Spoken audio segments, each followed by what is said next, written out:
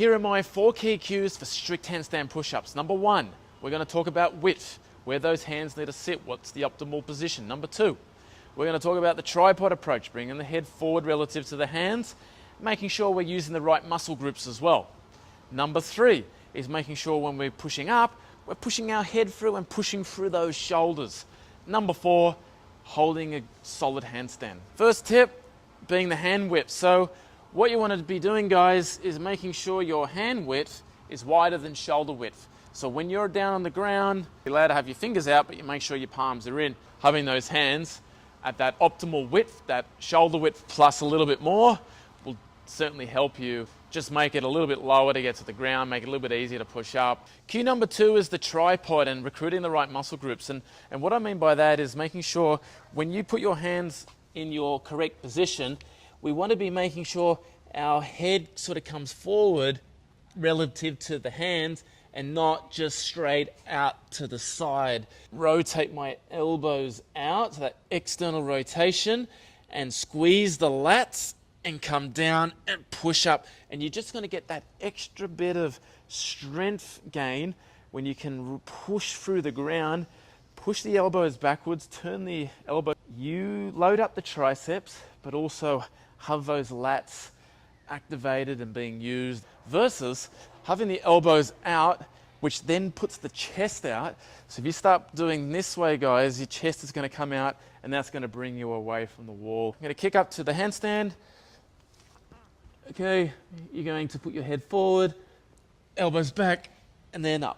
Okay, you can have your feet apart, that doesn't matter, but as you come forward, head forward, tripod, and then push back. Versus just having your elbows go to the side,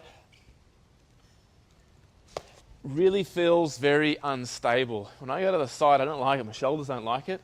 Cue number 3 is pushing your head through on the way up. Push that head through and finish in that handstand, and that just gives you that little bit of a rest versus sitting here with the shoulders forward. So we want to open the shoulders at the top as quick as we can. So we're going to come forward and push through. So that brings us to cue number 4, and that is handstand position. What do I mean by handstand? Holding it stacked. Obviously, we are going to arch, and that's just given. When we get tired, we're going to gravitate to what makes us move a little bit more easier, and that's compensation. So we're going to arch our backs, but what we don't want to do is overextend our spine so much that that weight in our chest just brings us off. We come down all right, but as soon as we get here, we start arching so much that there's just too much weight coming away from the wall, which brings us off. We then are at a disadvantage of getting that rep because we haven't locked out, we haven't finished with our heels on the wall. So we've got to try and keep some kind of stability through the midline, keeping that core nice and strong. And that's when you want to make sure your tripod, all right, those elbows are there, lats are being activated, and triceps are loading. So when you're down at the bottom, you have full tension, you haven't completely relaxed. And that's the difference with the kipping handstand push-up. The kipping handstand push-up, you can get to the bottom and relax.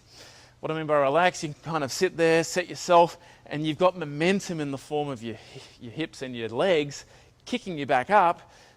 You can't do that with a handstand push-up. If you stop and lose tension at the bottom, it's very hard to kind of just get in and really go. You want to kind of come down to the bottom and then touch quickly and then use whatever momentum you have, whatever energy that's you've had on the way down to quickly push it on the way back up versus completely relaxed everything. We're going to make sure that we don't lose tension at the bottom of that handstand push-up.